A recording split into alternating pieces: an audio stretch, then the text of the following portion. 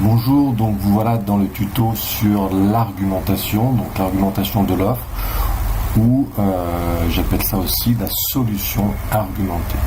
Donc elle vient après la reformulation des besoins, donc on va le voir à travers donc une vidéo. Garder ses clients fidèles, attirer de nouveaux clients avec de nouveaux produits, et pas de se les penser. Voilà. Et bien justement, faut leur proposer la bière de printemps de type. Regarde, c'est une nouvelle bière légère et fruitée. Comme ça, tu continues à faire plaisir à tes habitués. Et ils découvrent de nouvelles saveurs. Donc là, on vient de voir que quelque part, il a utilisé la méthode CAVP, donc les caractéristiques de la bière légère et fruitée. Donc il nomme la bière. Et ensuite, il a des avantages généraux et des avantages pour lui en tant que commerçant. Et on va voir qu'il va amener des éléments donc de preuve. Et avec la PLV, tu mets en avant le produit pour attirer de nouveaux clients. C'est ce que tu en penses. Voilà, donc il amène effectivement la preuve avec la notion de PLV.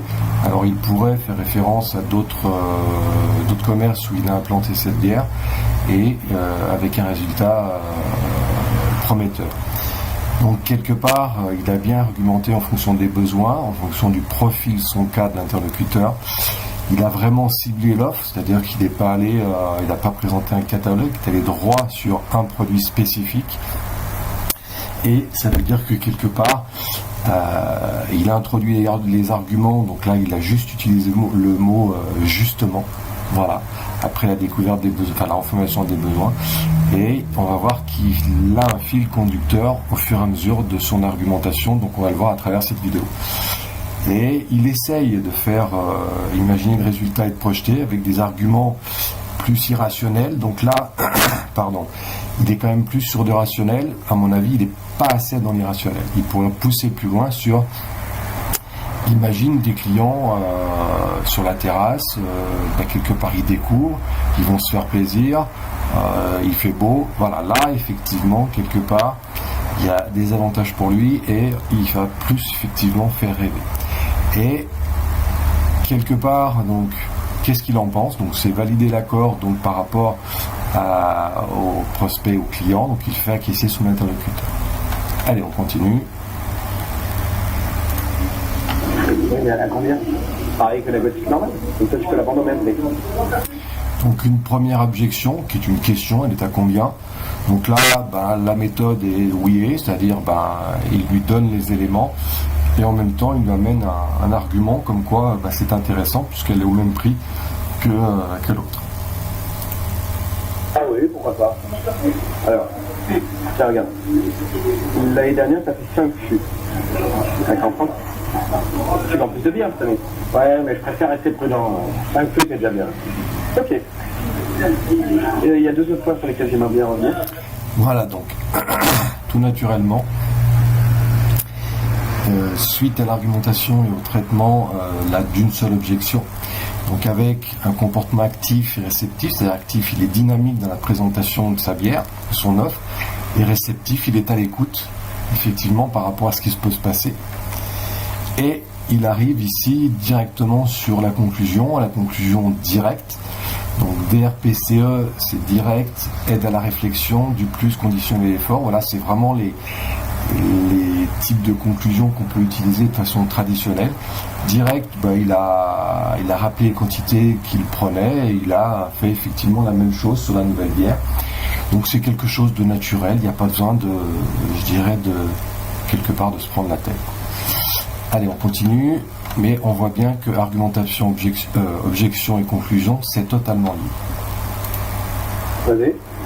Alors, les alcools, ça on n'a pas commandé depuis 4 semaines. Ah ça tu vas avec Carole, c'est elle qui prend les commandes. On l'a fait? C'est pas réglé. Carole, tu veux venir voir s'il te plaît? Oui. C'est Arnaud qui veut savoir pourquoi on prend plus d'alcool chez eux. Quand on a été chez Métro, il y avait des promos. Voilà. Je sais que tu dois faire tes commandes, mais il y a un moment où on peut plus suivre. Quand il y a un écart de prix aussi important, nous on a une boutique à tenir. Et comme je suis une veille, on fait plus attention. Ok, je comprends. L'écart de prix c'était? Alors, objection majeure, et quelque part il va utiliser dans les différentes techniques, donc ROTOM, écoute, report, wait et arbitre marginalisation, il utilise la principale qui est l'écoute avant de dire quoi que ce soit, surtout sur une objection aussi majeure. Ça dépend des produits, en gros. Donc l'écart de prix là. Ok. Le plus important pour vous, c'est le prix, le service, l'animation, bah tout. Bon, au final, ce que vous voulez, c'est proposer un bon produit avec une bonne marge. Bah ouais. Bon, et si on trouve une solution? Donc voilà, il a écouté et quelque part, il s'avance avec une technique conditionnelle ici. Et si on trouve une solution? Donc quelque part, il les amène à la conclusion avant même d'aller à la conclusion. Et derrière, bien entendu, il va argumenter et on va voir la suite. Vous êtes prêt à acheter à nouveau les alcools chez nous? En principe, oui, on n'est pas fâché. Hein. Bon, alors ce mois-ci, vous pouvez profiter d'une offre spéciale. C'est une offre de remboursement du CV sur toute la gamme alcool. Exemple, sur le Glenfiddich. Donc, il présente l'offre caractéristique, ici. Offre différée, etc. Et il présente la notion de Glenfiddich. Alors, je vais un petit peu en arrière. Exemple, sur le Glenfiddich. Si vous commandez 6 bouteilles, vous avez 6 fois 5 euros, soit 30 euros de remise. Donc 6 bouteilles caractéristiques, et là, les avantages généraux, ils sont majeurs puisqu'il y a quand même 30 euros de remise. Et des verres. En plus, on vous offre 6 verres, un doseur mural et 2 ardoises. Le tout, livré en cash, vous gagnez du temps et de l'argent. Et donc, le bénéfice pour lui, du temps et de l'argent. La preuve, c'est l'affiche qu'il montre, mais il pourrait rajouter par rapport à des commerces auxquels il a déjà fait cette offre, qui ne sont pas des commerces concurrents et effectivement avec des résultats probants. Pardon.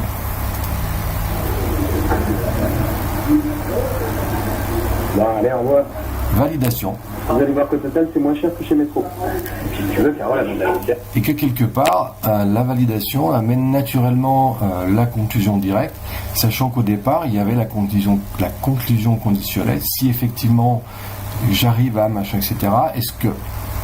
Et là, il présente son offre, comme on l'a vu ici, avec ces éléments. Et effectivement, quelque part, on arrive sur la deuxième conclusion directe, puisqu'il l'a préparée avec la conditionnelle. Et tout ça, actif, réceptif. Dans les objections, il est actif quand il faut répondre. Il est réceptif parce qu'il écoute, il est compréhensif. Il a été totalement compréhensif dans le fait que chez Métro, il avait des prix, etc. Mais que quelque part, c'est son écoute et sa compréhension qui a permis de répondre correctement et d'amener à la conclusion. Et il est toujours aussi dans des arguments qui sont ciblés, il n'y en a pas 36. C'est lié au son casse, il fait projeter, il y a vraiment effectivement en plus une vigueur verbale et non verbale, donc là il est vraiment très compétent en termes de vente. Un continu. Je passe un petit coup de fil, je te donne les pronos en cours. Ah bah oui, ok, c'est une bonne idée. Bon. Et pour les vins? Les vins, on en a pris la dernière fois. Ouais, mais 2 fois moins. Ouais, il y a des vins qui nous livrent aussi. On a 20 tables. Ah, mais aussi on fait les 20 tables. Tu sais que ça va être pas pareil, pour faire la carte, faut t'y connaître. Hein. Tu t'y connais? Alors, on voit ici objection. Il n'écoute pas forcément, il essaye tout de suite d'argumenter et on voit que ça ferait un conflit assez... pas un conflit. Tout de suite une confrontation, alors que l'écoute permet d'aller beaucoup plus loin. Alors, on n'a pas vu la méthode report, mais effectivement, c'est reporter l'objection. C'est une objection prix, une objection qui n'est pas arrivée au bon moment. Donc c'est facile de reporter puisque, écoutez, j'en prends note, oui, je comprends, ou on va même écouter l'objection, la reformuler, et dire, c'est un point que je vais traiter juste après parce que je sais que c'est important pour vous. Voilà. Tiers arbitre, c'est prendre un interlocuteur à côté qui effectivement a déjà goûté, utilisé, là on va dire une bière, et qui peut dire oui ça marche très bien, c'est super. Et marginalisation, c'est oui, quelque part c'est la marginaliser dans le sens finalement ce n'est que une offre minime parmi je dirais ce que je peux vous apporter. On a un expert aussi, qui est spécialisé dans le THM. Il peut même faire la carte des vins en fonction de la carte des plats. Et le tout en fonction de la saison. Vous savez, on peut vraiment vous accompagner sur la carte des ventes. Regardez, vous m'avez dit que vous n'aviez rien changé après les travaux. Bah, c'est peut-être ça qu'il faudrait faire. Vous faites des travaux, vous changez la carte, avec le 20 du mois par exemple. Au début, vous avez touché une clientèle qui avait un peu plus de moyens. Et puis tout est retombé. Parce que cette clientèle a besoin d'avoir du choix. Tout en restant dans un rapport qualité-prix que vous savez faire. Et là, d'accord. Ouais, c'est pas faux. arrêtez Ce que ici. je vous propose, c'est de voir L'avantage, avec vous la carte, les animations, les soirées, tout. On travaille ensemble sur toutes les références et on vous apporte les conseils pour développer votre chiffre. Et je ne peux pas lâcher ni. donc là, il est bien dans qu'est-ce qu'il peut apporter, il n'est plus dans l'offre produit, dans l'offre conseil. Donc, c'est de nouveau ciblé, c'est de nouveau, il le projette. Et là, on est plus dans l'irrationnel, parce qu'il y a vraiment une projection dans le futur. Et c'est quel conseil il peut amener en termes d'avantages et de bénéfices pour lui.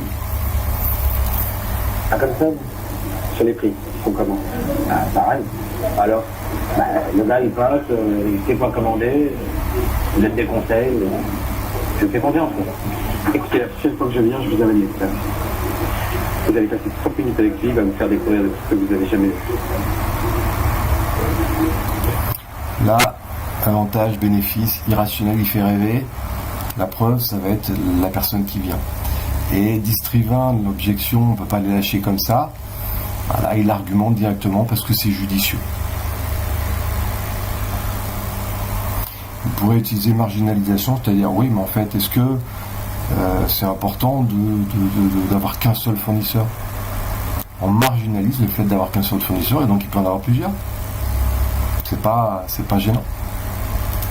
Attendez, vous savez, il n'y a pas beaucoup de distributeurs qui vous apportent autant de services. Et là, tiens, finalement, il n'y a pas beaucoup de distributeurs. Il marginalise l'autre distributeur, finalement, qui lui apporte pas grand-chose. Bon, allez, tu viens quand mardi prochain. 5 heures pour l'expert, comme ça il vous fera une proposition bien adaptée. Ouais, mais il va pas nous demander de faire toutes nos commandes chez lui. Vous avez un contrat avec Distrivin? Bah, il nous livre depuis 5 ans. Vous avez un engagement? Ah non, mais... Dans l'écoute, par rapport à l'objection. Bon, bah, si vous voulez, on prend juste rendez-vous avec Serge. C'est notre expert. Avec ça, je préfère. Mardi, matin ou après-midi? Voilà, donc là, finalement, il l'amène vers la conclusion. Direct et quelque part besoin d'un deuxième rendez-vous pour cette option-là. Il ne va pas aller plus loin parce que ça ne sert à rien effectivement de faire tout signer ou de faire changer de fournisseur de façon globale. Donc on voit bien que conclusion avec ces différents comportements qui sont utilisés tout le long de la solution argumentée et du traitement des objections et de la conclusion. Et il y a un comportement positif, c'est-à-dire quelque part il l'amène tout naturellement vers la solution de conclusion directe ou deuxième rendez-vous ou du plus, c'est-à-dire il donne un plus pour aller plus loin avec eux ou quelque part la conditionnelle qu'on a vue et aider la réflexion, c'est écoutez, ce que je peux faire c'est réfléchir avec vous, là, quelque part c'est ce qu'on vient de voir à l'instant. Le rendez-vous, c'est pour les aider à réfléchir sur effectivement la possibilité et le bien fondé de cette offre. Au niveau de l'objection prix, donc écoute ou report, c'est vous êtes trop cher par rapport à qui, qu'est-ce que vous avez comme offre, dites-moi en plus. Vous reformulez et vous reportez, on va effectivement avancer dans la proposition et puis au fur et à mesure je vous amène le prix, on voit ce qu'il en est. Si la personne ne veut pas reporter, donner une fourchette et comme ça permet effectivement de rassurer la personne, de lui donner une réponse et puis on verra plus tard pour le côté négociation de la remise par exemple. C'est vrai que j'ai oublié d'évoquer que là il argumente et à chaque fois effectivement on arrive sur le prix d'une manière ou d'une autre à la fin de la proposition. C'est effectivement la présentation du prix. Donc je pourrais rajouter d'une certaine manière présentation du prix. Il n'y a pas 36 solutions à part l'annoncer directement ou l'annoncer avec un avantage après le prix. C'est vraiment les deux méthodes les plus pertinentes. Voilà, donc je vous remercie pour pour ce tuto qui est basé sur la solution agrémentée, traitement des solutions, et on arrive à la conclusion tout naturelle. Bonne lecture.